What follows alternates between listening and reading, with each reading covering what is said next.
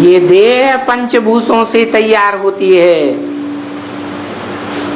पंचभूतों से बना हुआ ये शरीर विनाशी है, आत्मा अविनाशी है। जो शरीर विनाशी है, जन्म जन्मांतर का विनाशी है, उस विनाशी शरीर में आस्था क्यों रखना, विश्वास क्यों रखना? अरे सड़क पर चलते चलते 1 सेकंड में ट्रक आया और खत्म कर गया देह को। इस देह की कोई वैल्यू नहीं। जैसे मच्छर शरीर पर बैठता है और पट से हाथ मार करके मार दिया जाता है, ऐसे बाप भी बताते हैं कि तुम देह नहीं हो, ये देह अहंकार छोड़ो। नहीं भी छोड़ेंगे तो भी अंत में बरबस छोड़ना पड़ेगा। दुनिया के बड़े से बड़े नास्तिकों को, जिन्होंने एटॉमिक एनर्जी बना के रखी है, फोड़ने के भी साकार में निमित्त बनते हैं। बनाने वाला बनाता है,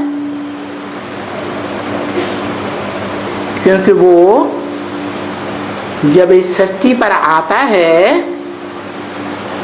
तो नई दुनिया की स्थापना के लिए ब्रह्मा द्वारा जिन ब्राह्मणों की रचना रचता है, नई दुनिया की स्थापना भी करता है और साथ साथ एटॉमिक एनर्जी का निर्माण भी करवाता है। एटॉमिक एनर्जी का निर्माण उन देहधारी अहंकारियों के द्वारा ही कराया जाता है, जो देह अहंकार में बहुत चूर हुए पड़े हैं। परंतु वो देह अहंकारी एटॉमिक एनर्जी बनाने वाले अथवा उस एटॉमिक एनर्जी का विस्तार करने वाले रशियंस,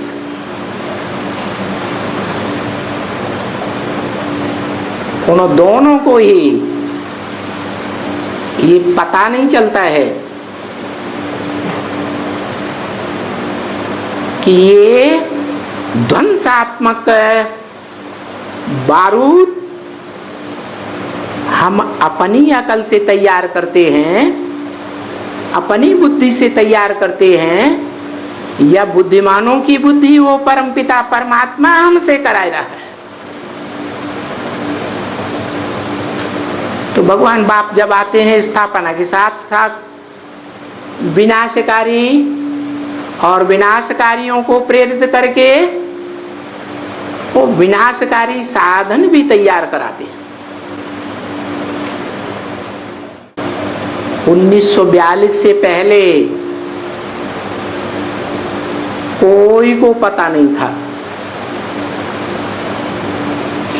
कि दुनिया में ऐसी ध्वंसकारी कोई शक्ति एटॉमिक एनर्जी भी हो सकती है। अगर थोड़ा थोड़ा पता हो भी सकता है तो उन विद्वान विदेशियों को, जिन्हें जर्मन का वासी कहते हैं, जड़मन, मन तो है लेकिन जड़त्वमयी मन है। भारतीय शास्त्रों का बहुत गहराई से अध्ययन किया और अध्ययन करके जान लिया कि महाभारत काल में ऐसे यादव हुए थे जिनके पेट से मिसाइल्स रूपी मूसल निकले थे, जिन मूसलों से उन्होंने अपने कुल का भी संहार किया और सारी दुनिया का ध्वंस कर दिया। उस बात को बुद्धि में रख करके उनके दिमाग में ये बात आई कि ऐसी शक्ति का हम निर्माण क्यों नहीं कर सकते। तो जर्मन की राजधानी पहले 2 हिस्सों में बटी हुई थी, पूर्वी जर्मन और पश्चिमी जर्मन। जो पूर्व के जर्मनी के लोग थे, क्योंकि सूर्य पूर्व में उदय होता है, ज्ञान सूर्य की बात है असल तो, और वो ज्ञान सूर्य इस सृष्टि का विनाश और नई सृष्टि का निर्माण करता है। तो निर्माण करने की बात तो उनकी बुद्धि में नहीं आई, देह अहंकारियों को।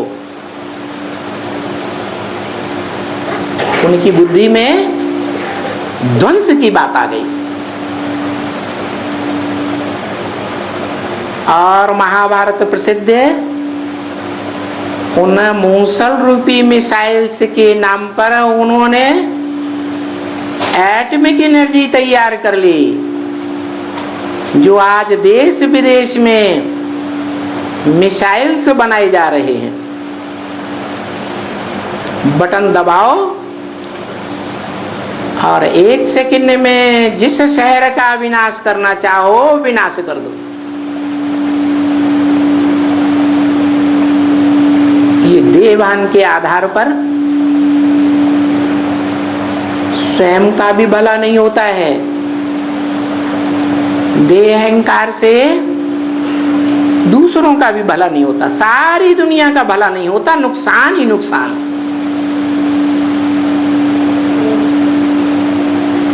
तो देखो भगवान बाप आकर बताते हैं कि उन देह अहंकारी में, अहंकारियों में आज उनकी आत्मा में इतनी भी शक्ति नहीं रही है कि जो ध्वंसकारी रचना उन्होंने तैयार की है एटॉमिक एनर्जी, उसका विस्फोट करने के लिए हिम्मत कर सके। जानते हैं क्या हमने शुरुआत की तो दूसरे देश भी चुप नहीं बैठेंगे, और इस दुनिया का विनाश हमारे सामने आएगा, हम भी खत्म हो जाएंगे।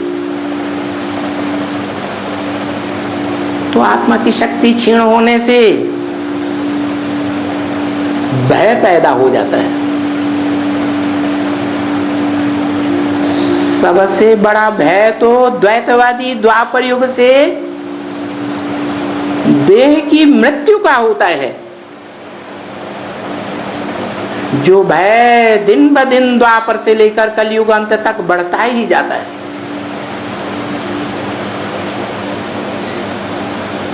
भय आत्माभिमानी में पैदा होता है या देह अहंकारी में पैदा होता है?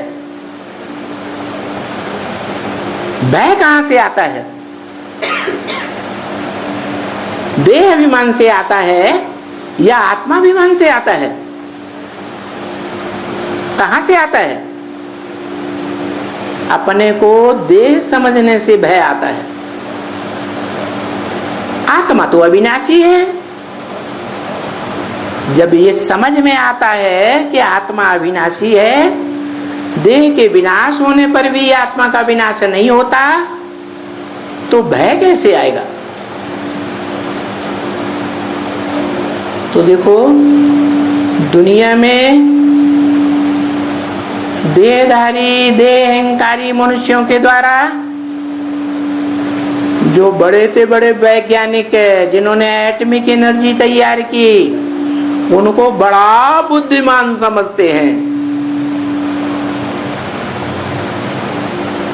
बाप कहते हैं ये तो सब बुद्धू हैं। जिस मनुष्य सृष्टि डाल पर बैठे हुए हैं, उसी डाल को काटने में लगे हुए हैं।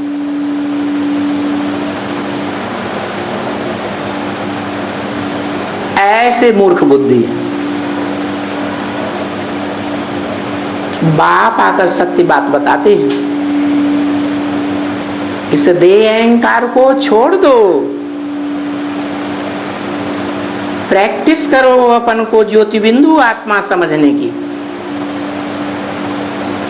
और ज्योति बिंदु आत्मा समझकर इस आत्मा रूपी बैटरी को, जो दुनिया का बड़े से बड़ा जनरेटर है, परमपिता परमात्मा शिव भगवान, उसकी शरण में आ जाओ। सर्वधर्मान परित्यज्य, सब देहधारी धर्म गुरुओं के धर्मों को त्याग कर माम एकम शरणम ब्रज, मुझे एक परमपिता परमात्मा की शरण में आ जा। मैं तुझे सब दुखों से मुक्त कर दूंगा।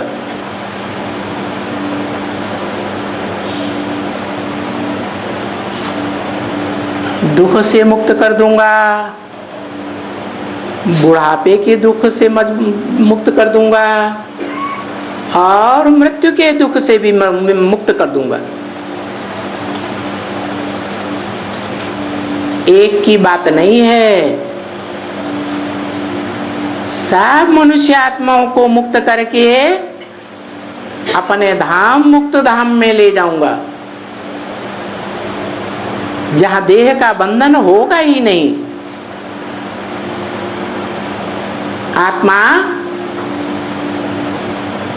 निर्बंधन रहेगी।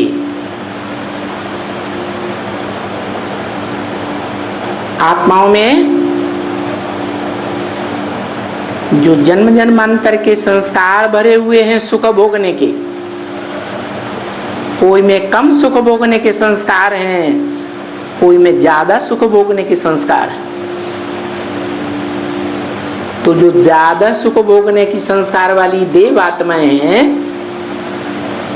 वो इस सृष्टि रूपी रंगमंच पर सतयुग में नंबरवार उतरती हैं, क्योंकि सुख भोगने की लालसा लेकर के, स्वर्ग में जाने की लालसा लेकर के इस सृष्टि रूपी रंगमंच को छोड़ करके परम धाम जाती है। दूसरे धर्म के जो धर्म पिताएं और उनके फॉलोअर्स हैं, जो द्वापर से आते हैं, नरक की दुनिया में आते हैं, उनमें तो स्वर्ग भोगने के संस्कार ही नहीं है पूर्व जन्मों के। इसलिए अंत समय में, महाविनाश के काल में, जब वो बाप के घर में जाती हैं परम धाम, तो उनको ये संकल्प नहीं आता कि हम सुख की दुनिया में लौटेंगे। इसलिए अंतमते सो गते लेकर के अपनी आत्मा को परम धाम में स्थिर कर देती है। और जब स्वर्ग नष्ट हो करके इस दुनिया में नरक की दुनिया शुरू होती है, नर अर्थात मनुष्यों के द्वारा बनाई हुई दुनिया, मानवीय धर्म पिताओं के द्वारा बनाई हुई दुनिया, उस दुनिया में वो आत्माएं प्रवेश होने के लिए मजबूर हैं। उनमें संस्कार ही ऐसे भरे हुए, अपने अपने टाइम पर उस नरक की दुनिया में आती है और पार्ट बजाती रहती है। परंतु वापस जाने का रास्ता न देव आत्माओं को पता रहता है और न नरक में आने वाली मनुष्य आत्माओं को पता रहता है। इसलिए दुनिया की आबादी बढ़ती रहती है। वही आत्माएं बार बार जन्म मरण के चक्र में इस दुनिया में आती रहती है और नई नई आत्माएं भी परमधाम से उतरती रहती है। इसलिए हिस्ट्री में देखा जाए, सदैव इस सृष्टि पर मनुष्य आत्माओं की ही नहीं, कोई भी प्राणी मात्र की संख्या लगातार बढ़ती जाती है। क्योंकि यहाँ के प्राणी यहीं जन्म लेते रहते हैं और ऊपर से आने वाली ढेर की ढेर आत्माएं इस सृष्टि रूपी रंगमंच पर आकर के पार्ट बजाती है। जब बहुत मनारा बढ़ जाता है, लगभग सारी आत्माएं इस सृष्टि रूपी रंगमंच पर आ जाती हैं, जिनमें ढेर की ढेर दुखदाई आत्माओं की संख्या बढ़ती जाती है। मक्खी, मच्छर, कीटाणु, इनकी संख्या भी बढ़ जाती है। मनुष्यों की संख्या तो बहुत थोड़ी है, लिमिटेड, और उन मनुष्यों में भी देव आत्माओं की संख्या तो बहुत कम है। 500-700 करोड़ के बीच 33 करोड़ देवताएं मात्र गाए जाते हैं, जो सतयुग के आदि से लेकर के कलयुग के अंत तक इस सृष्टि रूपी रंगमंच पर दो दे आत्माएं थोड़ी थोड़ी संख्या में उतरती ही रहती है। तो देखो, दुनिया में दुखदाइयों की संख्या, दुखदाई प्राणी मात्रों की संख्या बढ़ती है या सुखदाइयों की संख्या बढ़ती है? दुखदाइयों की संख्या दिन दूनी रात चौगुनी बढ़ती जाती है। तो अशांति बढ़ेगी या घटेगी? दुनिया में अशांति बढ़ेगी या घटेगी? बढ़ती जाती है, बढ़ती जाती है। सुख शांति लोप होती जाती है। ऐसी स्टेज आती है कि इस दुनिया में वो दुखदाई प्राणी दुख की स्टेज में ही शरीर छोड़ते हैं।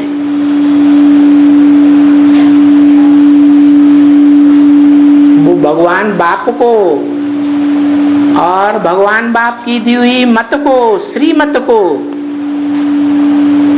पहचान ही नहीं पाते पूरा, और अपनी मनमत पर चलते हैं, या तो धर्म पिताओं देहधारियों की मत पर चलते हैं। इससे जन्म जन्मांतर दुख ही भोगते हैं।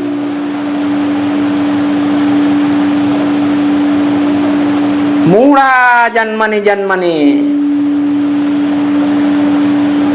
वो मूढ़ आत्माएं जन्म जन्मांतर दुख का वर्षा लेकर के ही आती है। स्वयं भी दुखी होती हैं, औरों को भी दुखी करती है, और उनका अंत भी महाविनाश काल में अति दुखमय स्टेज में होता है।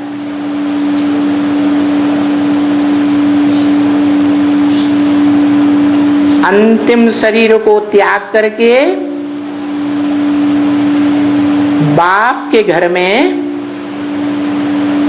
निर्वाण धाम में जब जाती हैं, तो अति दुखमयी स्टेज होने के कारण उनकी आत्मा में वो संस्कार पक्का हो जाता है। नंबर बार कोई द्वैतवादी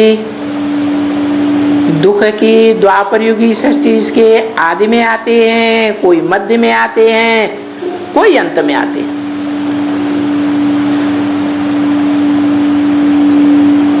तो देखो, ये हर आत्मा रूपी रिकॉर्ड में अपने जन्म जन्मांतर का पार्ट नुदा हुआ है, और जन्म जन्मांतर के पार्ट को नूद करने के निमित्त स्वयं ही आत्मा बनती है। इसलिए कहा गया है गीता में कि आत्मा अपना शत्रु अपना मित्र स्वयं ही है। जब भगवान बाप आते हैं, सुख का वर्षा देते हैं, तो कोई तो उस बाप की कदर ही नहीं करती। वो तो बहुत कदर करती है, यहां तक कि कोई भी देहधारी धर्म गुरुओं में नहीं फंसती।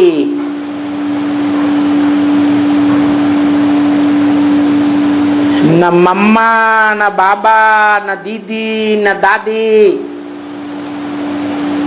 न कोई दादा में।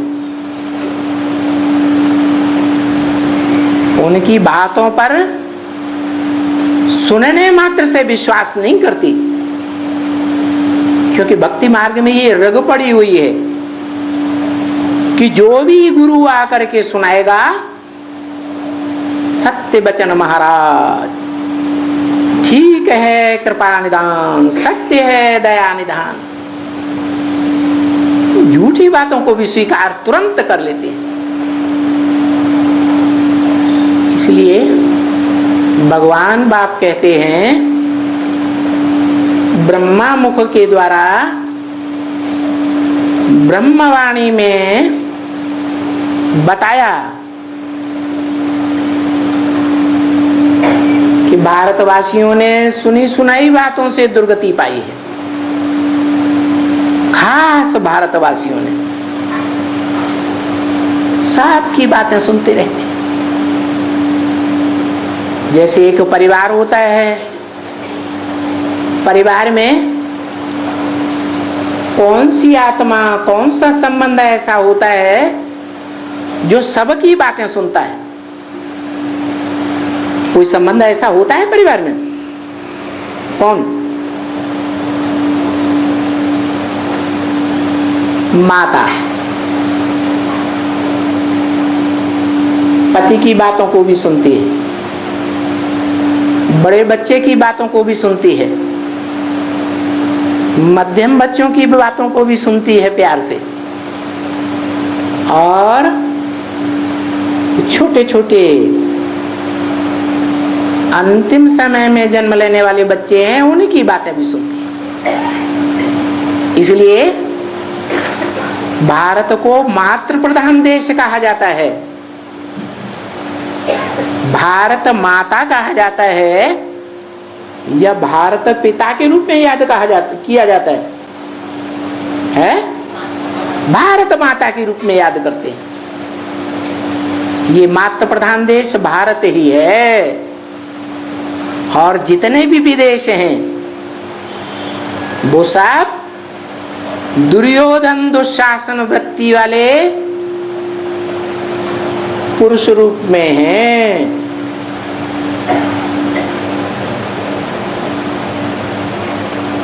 वो मातृ प्रधान नहीं है, पुरुष प्रधान होने के कारण उन धर्म खंडों में धर्म पिताओं का जन्म होता है पहले, फिर उनके फॉलोअर्स आते हैं धर्मावलंबी।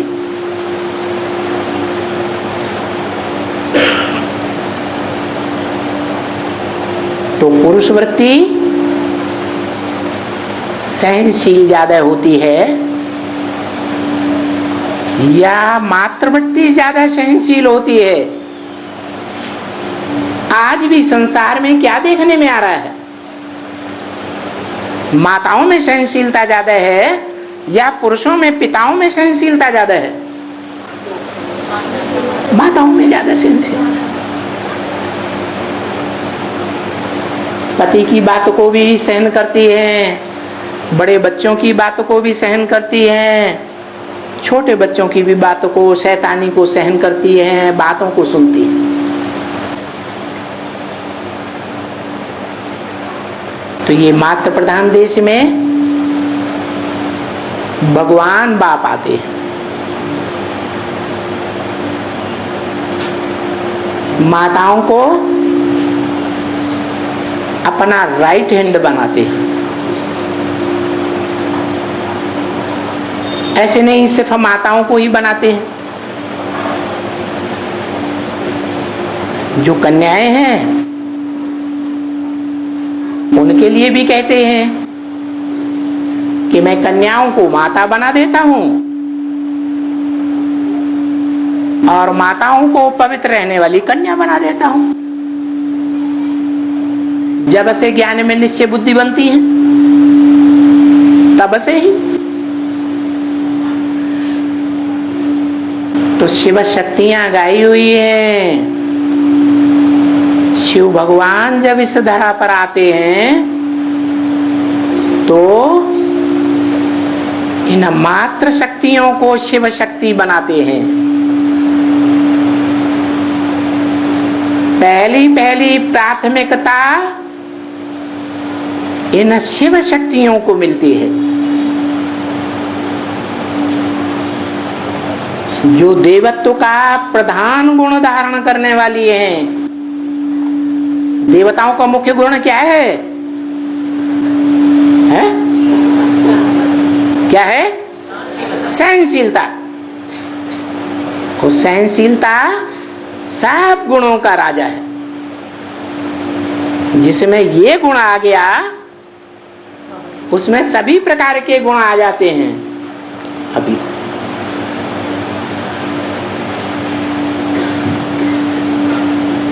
एकदम देवत्व आ जाता है।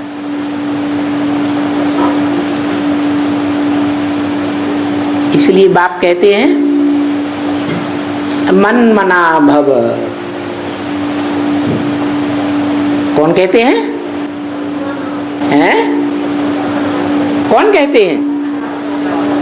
आत्मा को बाप कहते हैं। आत्माओं के बाप को मनन चिंतन मंथन करने का अपना मन है? वो सोच विचार करता है? सोचता है या सोचता है? वो तो असोचता है। उसे सोच विचार करने की दरकार ही नहीं, क्योंकि वो जन्म मरण के चक्र से न्यारा होने के कारण त्रिकालदर्शी है, तीनों कालों को जानता है। वो सब कुछ जानता है, इसलिए सोचने विचारने की शक्ति की जरूरत ही नहीं। तो क्यों कहा मन मना भव? किसने कहा है? वो निराकार शिव जब किसी इस मनुष्य में मुकर्रर तन में प्रवेश करता है तो उसके द्वारा कहा मत मना भव, मेरे मन में समा जा। क्या पुरुषार्थ कर है? मेरे मन में समा जा।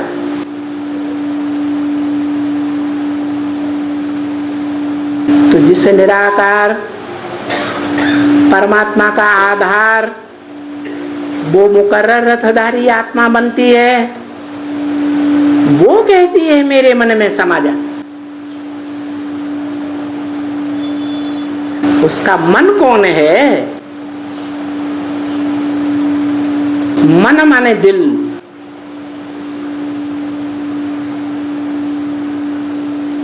कौन है लखते जिगर?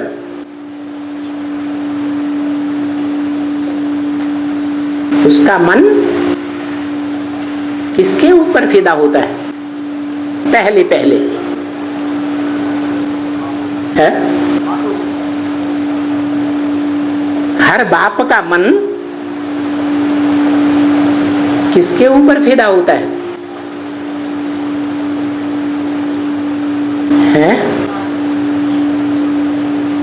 मृत्यु पर्यंत तक किसके ऊपर फिदा रहता है? माता के ऊपर, नंबरवार छोटे बच्चों के ऊपर या बड़े पुत्र के ऊपर है? बड़े पुत्र के ऊपर फिदा होता है। सारी दुनिया भगवान के इस पार्ट को फॉलो करती है। भारत की हिस्ट्री को ही ले लो, जो भी भारत के राजाएं हुए हैं हिस्ट्री में, उन्होंने अपने बड़े बच्चे को अपना दिल दे दिया, बादशाही दे दी, औरों को तो नहीं दी। किसको फॉलो करते हैं?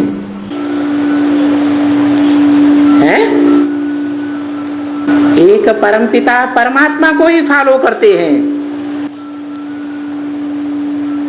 जिसने बोला मम वर्तमान वर्तन्ते मनुष्या पार्थ सर्वश, जो मनुष्य हैं वो मेरे मार्ग का ही अनुगमन करते हैं। मैं जो पार्ट बजाता हूं नंबरवार मनुष्य उसी पार्ट को बजाते हैं। तो बताओ मन मना भव किसने कहा? कौन सी आत्मा ने कहा है? अरे अभी भी नहीं समझ में आया है? शिव बाबा ने कहा। शिव को अपना मन है?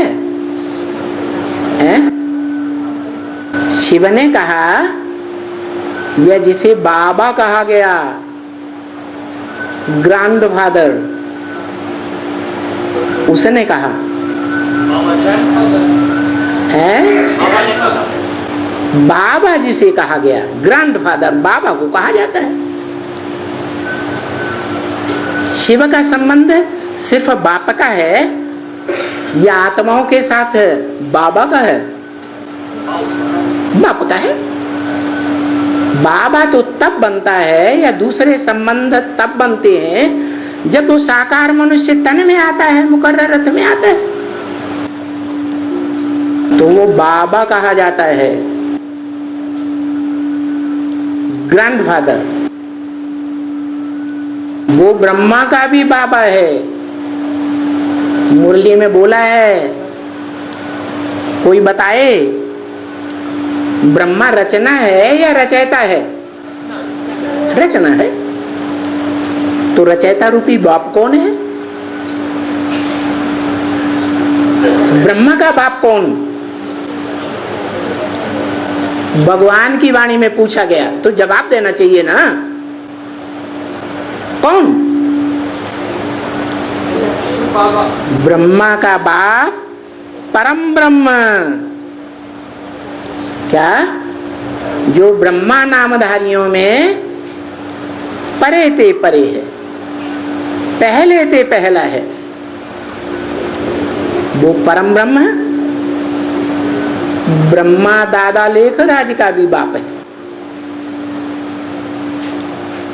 और वो बाप जब संपन्न स्टेज में आता है तब का ये गायन है। क्या क्या गायन है? मन मना भव, मत माने मेरे, मना माने मन में, भव माने समाजा। मेरे मन की एक्टिविटी में समा जा, वाइब्रेशन में समा जा, वाचा में समा जा।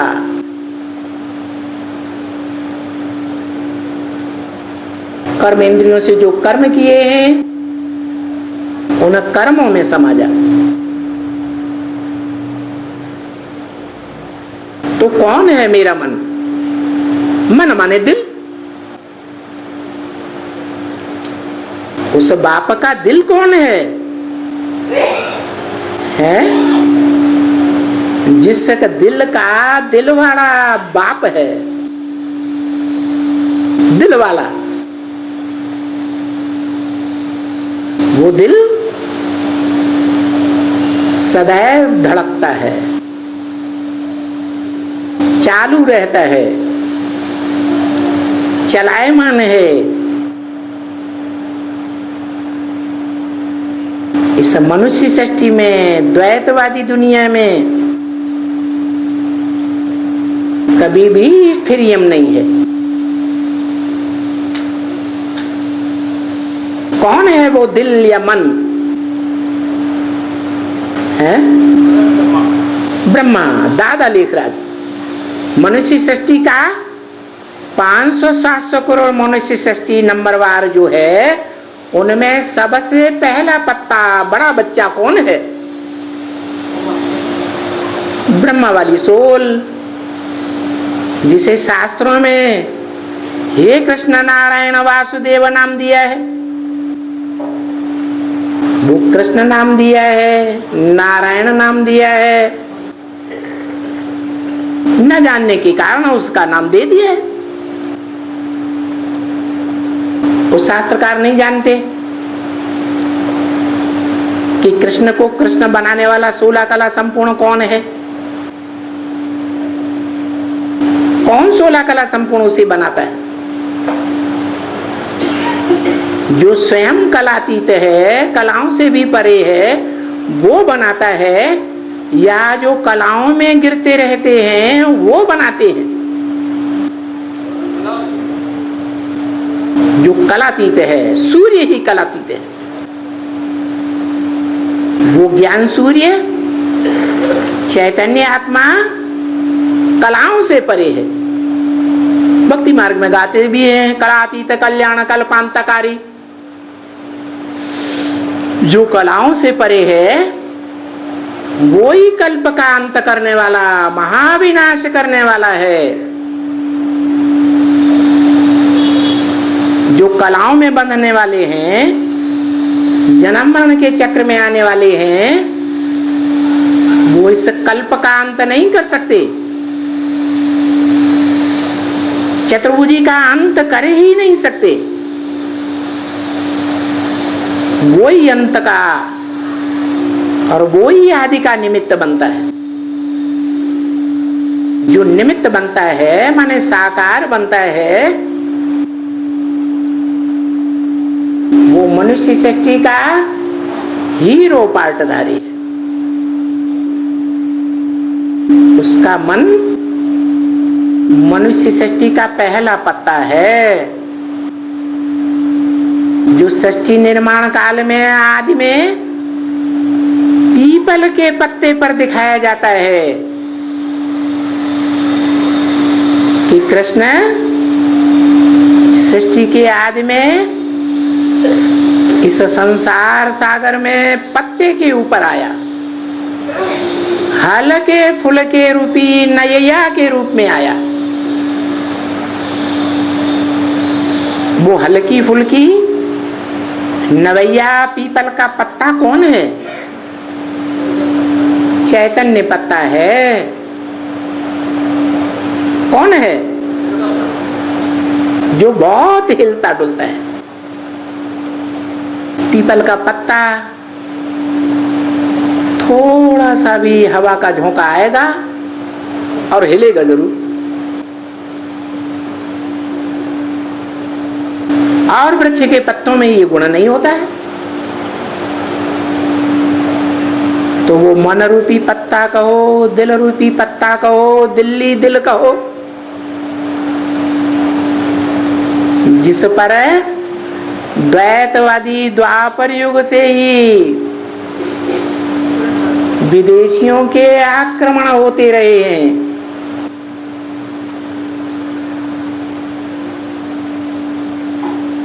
सभी विदेशियों ने, सभी धर्मावलंबियों ने उस दिल्ली रूपी दिल के ऊपर राज्य किया है और मनमाना राज्य किया है। खून की नदियां बहाई हैं और खून की नदियां बहा करके भी राज्य किया है। ऐसी वो दिल्ली रूपी दिल है भारत की राजधानी, जिसके लिए महावाक्य हैं कि दिल्ली का सुधार सारे भारत का सुधार, दिल्ली का परिवर्तन सारी दुनिया का परिवर्तन हो जाता है।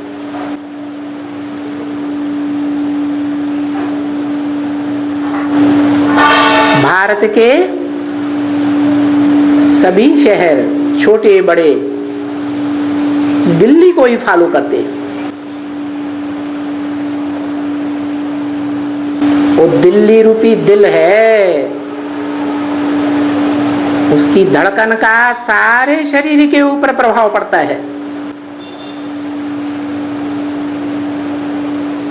जिस जमीन को भारतवासी भारत माता समझते हैं,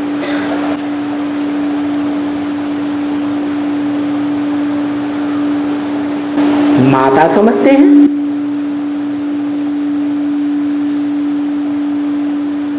माता समझते हैं, इसीलिए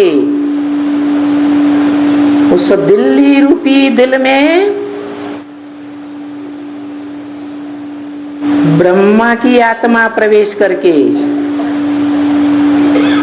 अपूर्ण आत्मा प्रवेश करके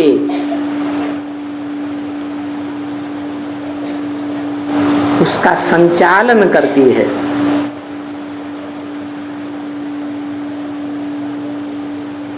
अपूर्ण रूप में जब साकार सृष्टि पर पार्ट बजाती है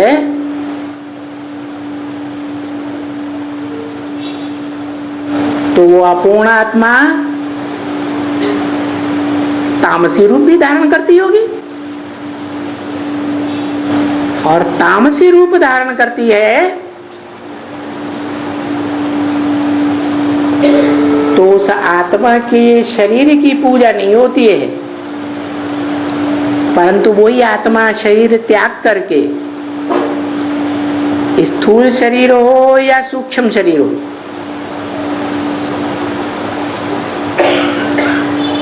त्याग करके कोई माता में प्रवेश करके पार्ट बजाती है, जिसे जगदम्बा कहा जाता है, जिसका अर्थ एक ही है, चाहे ब्रह्मा का हो बड़ी माँ, और चाहे जगत की अम्मा का हो जगदम्बा। तब वो ब्रह्मा की आत्मा भी उस शरीर के द्वारा देवी के रूप में पूजी जाती है। पूजा का आधार पवित्रता ही होती है। कैसी पवित्रता? देह की पवित्रता, देह की इंद्रियों की पवित्रता, वाचा की पवित्रता, दृष्टि की पवित्रता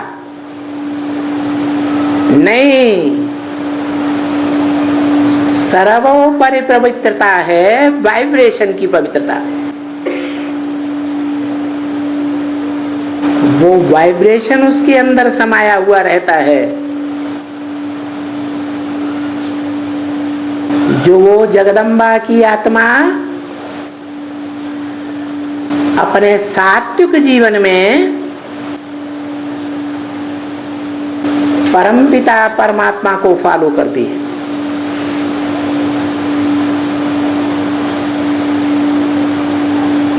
उस समय उसे दुर्गा कहा जाता है, दुर्गुणों को दूर करने वाली दुर्गा, वही मात्र शक्ति जब तामसी बनती है तो महाकाली बन जाती है, कलमुही बन जाती है, काला मुंह धारण कर लेती है। भले काला मुंह धारण करती है दुनिया के दिखावे के लिए, परंतु दिल के अंदर वो आदि वाली छाप जो परमपिता परमात्मा की पड़ती है वो भूलती नहीं है। दुनिया की कोई भी कन्या हो, पहली बार जिसका ठप्पा लग जाएगा अधिकार का, उस अधिकारी को जीवन भर नहीं भूलती। ऐसे ही वो जगदम्बा है, वो भी कन्या है। जो भी देवियां हैं वो कन्या के रूप में दिखाई जाती है, उनका रूप माता के रूप में नहीं दिखाया जाता। हाँ, अगर देह की दृष्टि से देखा जाए देह भान की दृष्टि से देखा जाए तो ऊपर ऊपर ये पता लगेगा कि वो माता का भी रूप धारण करती है दैहिक धर्मों के आधार पर। नाम ही है जगदम्बा, सारे जगत की अम्बा, माने सारे विश्व धर्मों की अम्बा, सभी धर्मखंड वासियों की अम्बा,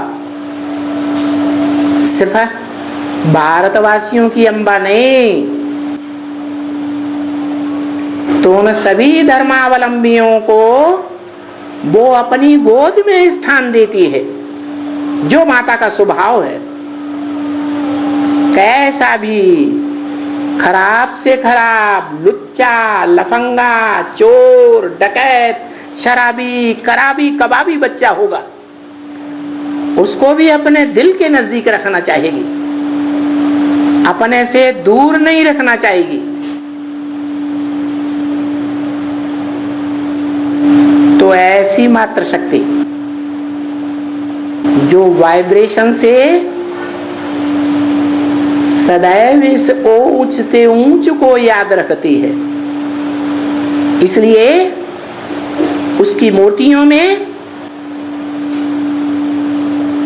महाकाली की मूर्ति में, मस्तक में जो भी पुरानी पुरानी मूर्तियां मिली हैं उनमें शंकर को दिखाया हुआ है, जगत पिता को दिखाया हुआ है, जिसकी छाप पहली पहली पड़ती है, जीवन भर भूल नहीं सकती, भूलना चाहे तो भी भूल नहीं सकती। इसलिए वो पवित्रता उसकी पूजी जाती है, वाइब्रेशन की पवित्रता पूजी जाती है, पवित्रता की ही पूजा होती है।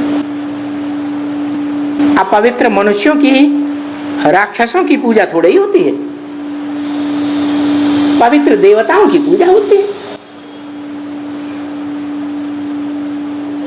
तो देखो, ये पवित्रता की पावर, परमपिता परमात्मा इस सृष्टि पर साकार में आकर के, जिन्हें शिव की शक्तियां कहा जाता है,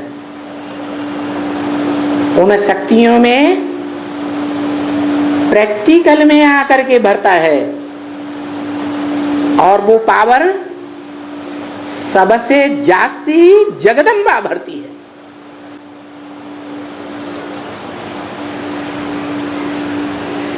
नेत्रों के द्वारा, ज्ञानेंद्रियों के द्वारा, कर्मेंद्रियों के द्वारा, संपूर्ण शरीर के द्वारा वो भगवान बाप, जो प्रकृतिपति कहा जाता है,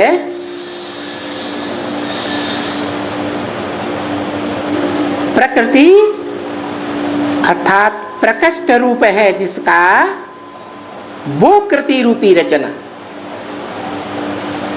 जो दुनिया की सबसे ज्यादा पावरफुल चीज है, शक्ति है, उसमें भरता है, प्रैक्टिकल में भरता है। ऐसे नहीं ज्ञान के द्वारा भरता है। ज्ञान, जानकारी बुद्धि का विषय है, और वो तो साक्षात शरीर में आकर के, शरीर की कर्मेंद्रियों के द्वारा, ज्ञानेंद्रियों के द्वारा सारी शक्ति इस मनुष्य सृष्टि में भरता है। 500-700 करोड़ में भी नंबरवार वो शक्ति जाती है। योग शक्ति कहो, जानकारी अर्थात ज्ञान की शक्ति कहो, हर मनुष्य आत्मा में जाती जरूर है, परंतु मुख्य वो 16,000 शक्तियां गाई हुई हैं।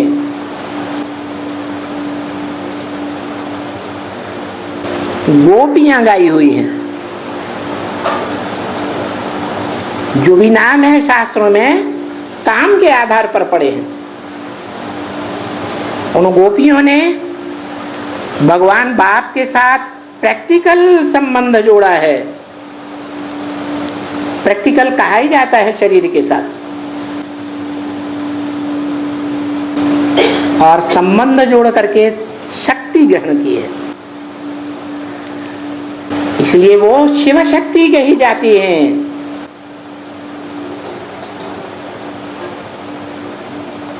कोई मानवीय शक्ति नहीं है, किसी राक्षस की शक्ति नहीं है। ऊंचे ऊंचे एक भगवान बाप की शक्ति है। अब जितनी जो वाइब्रेशन की पवित्रता धारण करे, बुद्धियों की पवित्रता को धारण करे, वो उतनी ही पावरफुल बन जाती। इसलिए नाम पड़ता है गोप गोपी। कोई कहे गोप नाम भी तो है, भले गोप नाम भी है जो पुरुष को इंडिकेट करता है, परंतु वो पुरुष आत्माएं भी पूर्व जन्म में स्त्री रूप धारण कर सकती हैं या नहीं धारण कर सकती हैं।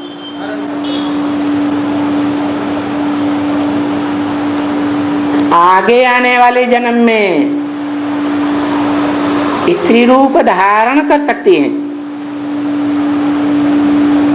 इसलिए वो 16,000 खास गोपियां गाई हुई,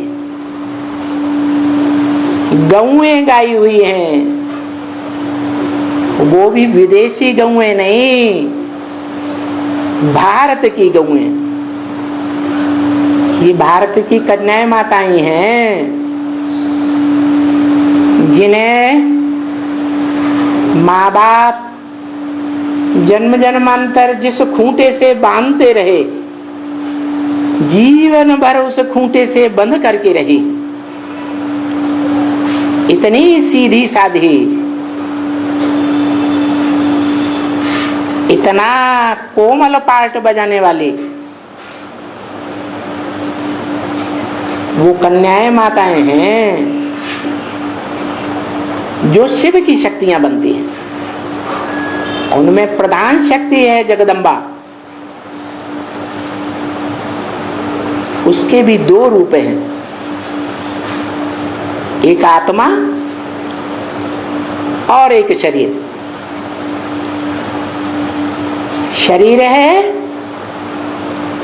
देह है, देह अहंकार रूपिणी। देह अहंकार में आकर के जब मार काट मचाती है तो सारी सृष्टि जो पापियों से भरी हुई है, दुखदाइयों से भरी हुई है, उन सब का विनाश करा देती है, देह अहंकारियों का।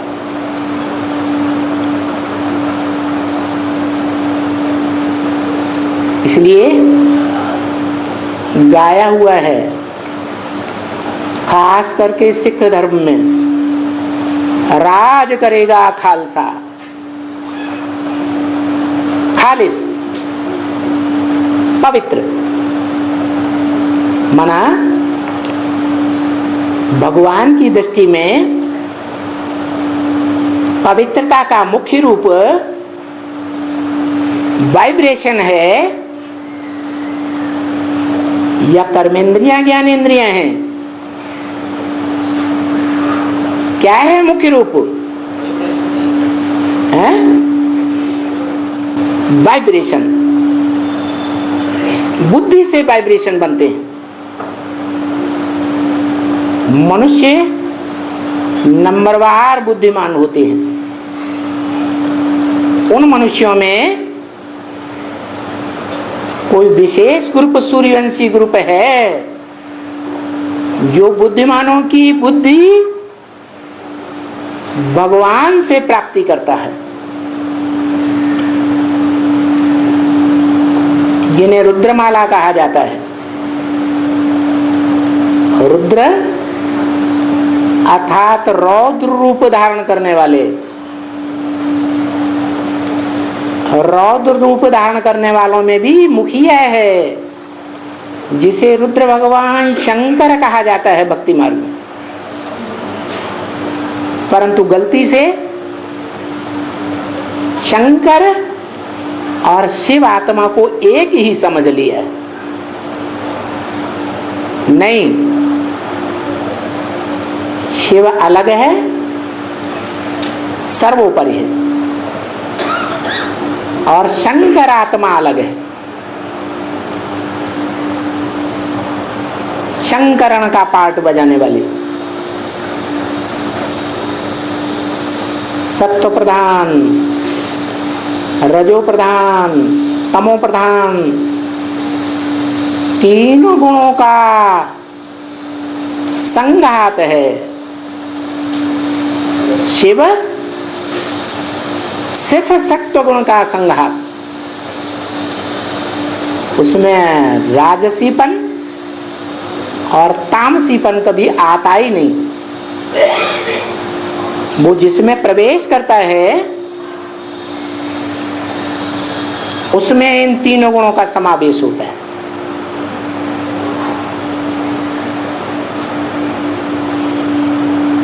तो ये सारी सृष्टि, क्योंकि सारी मनुष्य सृष्टि का जो बीज है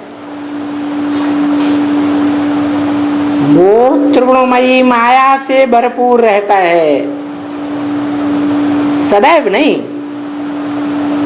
समय के अनुसार। सत्व प्रधान है तो सात्विक गुण प्रधान है, रजो प्रधान द्वापर युगी द्वैतवादी सृष्टि है तो रजस प्रधान है, और तमो प्रधान सृष्टि है तो वो बीज मनुष्य सृष्टि का सबसे जास्ती तमो प्रधान बन जाता है। इसलिए बोला कि स्वर्ग की दुनिया मेरी है तो नरक की दुनिया मेरी नहीं है क्या? माना सुखदाई दुनिया का भी बीज एक है और दुखदाई दुनिया का भी बीज एक ही है, और वो मनुष्य सृष्टि का बीज है। आत्माओं का परमपिता नहीं है। ओम शांति।